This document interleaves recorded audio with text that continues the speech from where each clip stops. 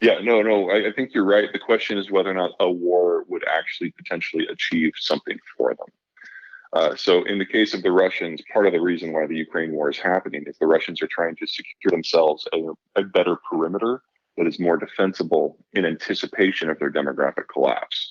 And the points that they need to plug to prevent invasion are unfortunately for the Ukrainians on the other side of Ukraine, ergo the war. I can see lots of places where that sort of logic, whether it's for economic, strategic reasons, holds true. And I think we will see dozens of brushfire wars as people feel forced to take matters into their own hands. Not all of the world is going to look like that. So I'm very concerned about the African continent writ large. And I am very concerned about the countries that are on the Chinese and the Russian peripheries, because these are places where the historical angst is significant and the integration to this point has been relatively one way. And whether it's out of operation or desperation or opportunity, I do see a lot of people reaching for the gun. But I don't think that's going to happen everywhere. In places, for example, the Turkish example that we just explored, there are a number of power centers that see an advantage to working together, especially in a world where the United States is no longer uh, managing things. Now, if you don't get along with Israel or Saudi Arabia or Turkey, look out. So, like the future of Iran and Syria and Yemen and Iraq and Jordan in this environment gets very scary. And whether or not you think that is a plus or a minus, of course, depends upon how you view the region now. And, I mean, the money wasn't just given to them. The Okay. money was spent domestically, and then American consumers bought products that were on average imported. Okay.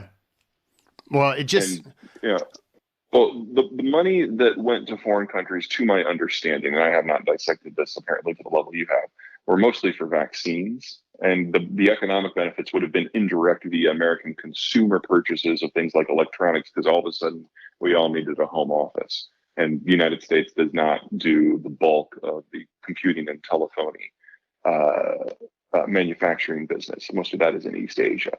As for trade as usual, that really wasn't an option, especially in 2020 with lockdowns being the norm. And as Asia opened up in 2021, wow, the health cost of that was significant. Now that we're in the end of 2022 and pretty much everyone in the world has a combination of natural immunity and vaccinated immunity, we're in a better situation now. But I try not to be too hard on the policymakers who are dealing with an unprecedented situation. It's not like we had any examples in human memory of how to handle something like COVID. We were literally making it up as we went. And I don't think local government officials get enough credit. I mean, did we all make this right same the right decisions every single time? Of course not. But there was no playbook. Uh, and everybody did the best that they could, in my opinion. Sure. In the world before World War II, from Reconstruction to World War II, the United States just went on this massive growth spurt because we were metabolizing basically a continent worth of resources. Our population was expanding greatly, and we were reaching out to establish trade links with other countries. Sometimes we weren't very kind about it, but it generated the fastest economic growth we had ever known. And it was going hand in hand with the early industrialization process. World War II stopped that. We stopped that on purpose because we found out that with a world that was in the atomic age, that sort of expansion would trigger conflicts. And anyway, there were other power centers in the Eastern Hemisphere who had their own ideas about how things would go, and one of them was the Soviet Union. So containment bubbled up, and in order to build the alliance, we had to sacrifice a lot economically because otherwise we would have been what, militarily occupying the entire world. We found out in Iraq, again, that we're not very good at doing that when it's only one country. Can you imagine doing it for 100? I mean, there's nothing about that that would have worked. So we tamped down our economic opportunities in order to encourage the economic opportunities of other places. But that era is now coming to an end. And if the United States is somewhat unconstrained and can focus more on its own economic interests, then we kind of go back to where we were in the 1910s and the 1920s, just with a much larger economy, with a much more powerful military, and a much higher technological base. At the same time, most of the rest of the world is stagnating or falling. So the explosion of economic activity we're going to see in this coming century is massive. And some of it, just because of the mechanics of how China, Germany, and Russia are failing, is going to be front loaded. The Ukraine war means that the German industrial model is dying. The Ukraine war plus demographics plus mismanagement means the Chinese model is dying. And Russia, even if they win, is basically fencing itself off from the world. That's a world where the United States is the only power that matters. That's a world in which the United States needs to double the size of its industrial plant just to make the goods that the population has become accustomed to. That will generate the fastest economic growth we have ever seen. And on the backside of that transition period, our supply chains will be local, they'll be closer to their consumers, they'll have fewer steps, they'll be harder to disrupt, they'll be broadly immune to things that happen in the Eastern Hemisphere. It will employ people that are from this continent and serve people who are from this continent. We finally get to where we would have been probably in 1950 if the world wars had not happened.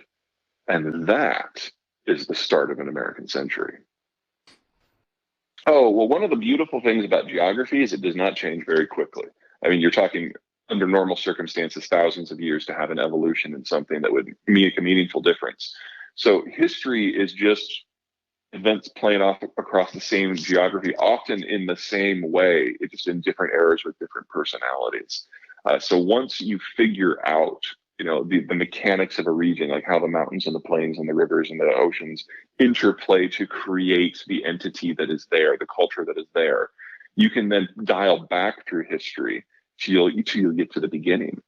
And one of the things I enjoy most, and I try to make this core to most of my work, is telling the story from the very beginning, like, pre-industrial, not just pre-industrial, but pre-sedentary agriculture, to see how, as the technology evolves, our relationship with our geography changes.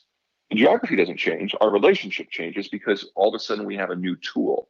So sedentary agriculture gave rise to certain types of civilizations that then ruled their worlds for not centuries, but millennia.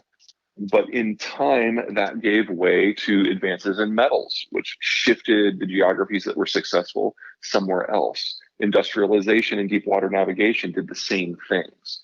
And so the story replays, but kind of with a new player. And I just find that entire process fascinating.